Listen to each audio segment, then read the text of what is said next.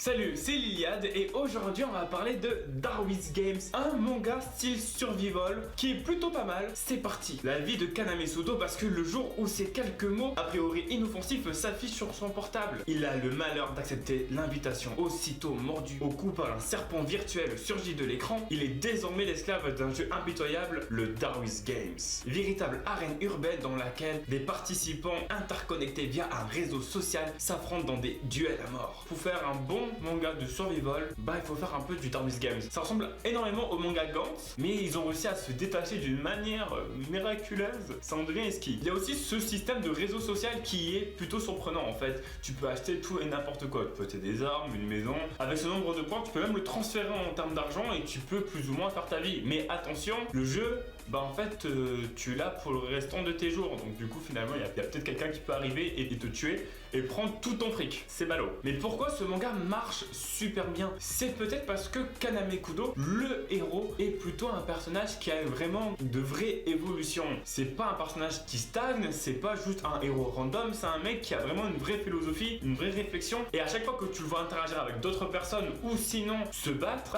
c'est plutôt esquive parce qu'il réagit de manière hyper intelligente et limite, et ça me fait penser au manga Hunter x Hunter, de la manière des combats, parce que c'est vraiment de la vraie strat.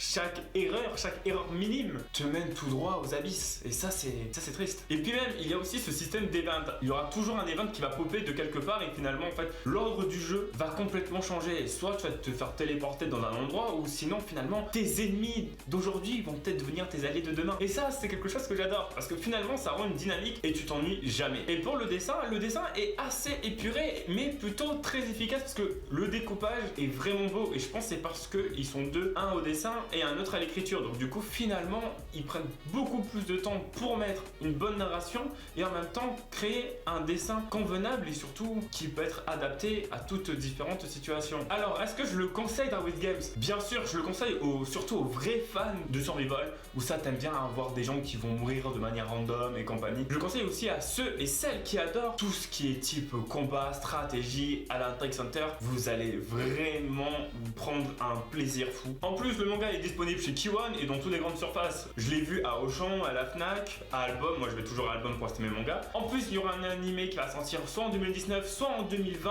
Mais en plus, truc de ouf, le scénariste de Darwin's Games va s'occuper plus ou moins du scénario pour l'animé pour que ça reste fidèle et surtout que ça ne perd pas de sa magie et que ce ne soit pas trop rushé. Parce que ce manga, il faut pas absolument qu'il soit rushé. La vidéo est finie et j'espère que j'ai réussi à te convaincre de lire ce manga palpitant. N'hésite pas à envoyer des commentaires, mettre un like. Bref, partage et passe une excellente journée. À plus dans le bus.